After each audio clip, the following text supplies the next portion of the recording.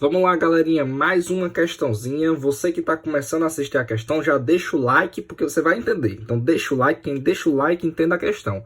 Para entender a questão tem que deixar o like, então deixa o like. Vamos embora. Ítalo, vem cá, me fala uma coisa. Questãozinha de estática, envolvendo também conceitos de polia fixa e móvel. Então já é uma questão nível médio, tá bom? Não é nível médio difícil, é nível médio, beleza?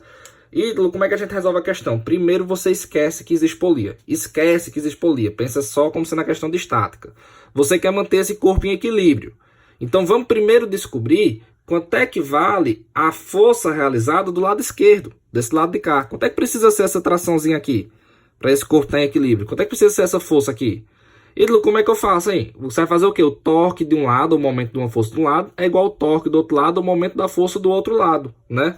O torque desse lado, o momento dessa força desse lado de cá, botar aqui do lado esquerdo, tem que ser igual ao torque, ou o momento da força, do lado direito, né, professor? Como é que eu calculo esse torque, hein? É a força realizada, né, professor? A força realizada, nesse caso aqui, pela corda, vezes a distância que ele está ao ponto de equilíbrio. A distância que está ao ponto de equilíbrio é x. Então, vezes x. Do outro lado é a mesma coisa, professor. Você vai ver aqui, ó, força, peso, no caso ele já disse pra gente aqui que era força, peso, vezes a distância que está para o ponto de equilíbrio, que é 3x. O torque precisa se anular, que o torque é a força de rotação, tranquilo? Ele vai se anular, professor, porque aí a barra vai ficar o quê? Em equilíbrio. Gente, x com x dos dois lados a gente corta, beleza?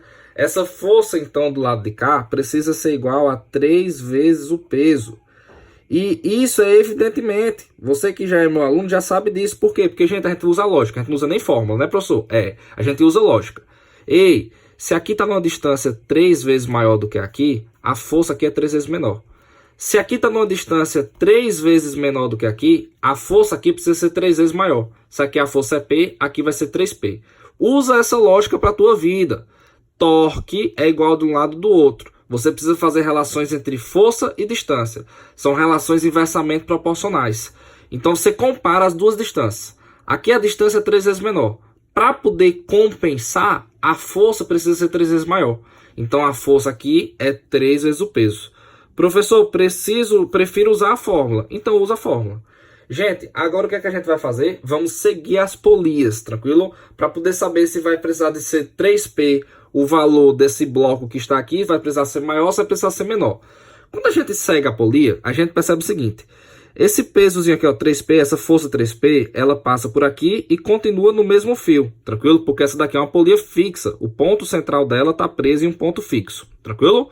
Como é que eu sei que é polia fixa? Primeiro, porque o ponto central está preso numa parede, né, ou no chão.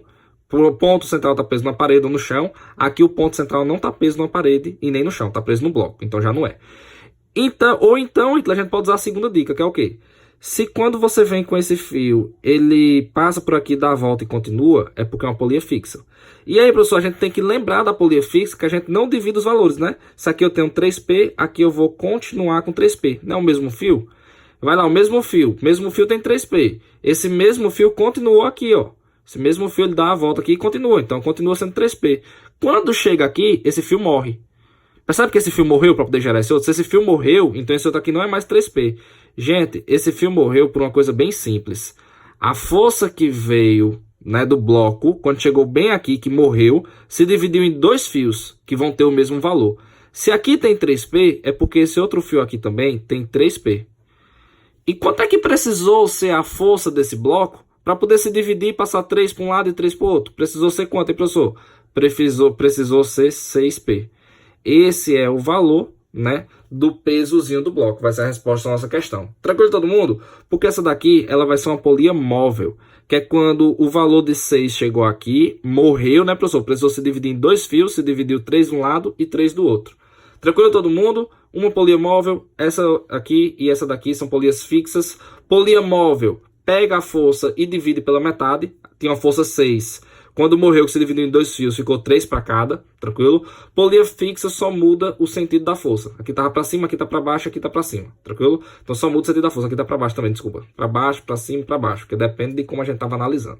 Tranquilo todo mundo? Então só muda o sentido da força. Quando a gente fala de móvel, muda também o esforço físico. Estamos juntos, um abraço para você, um grande beijo e tchau, tchau. Deixa o like.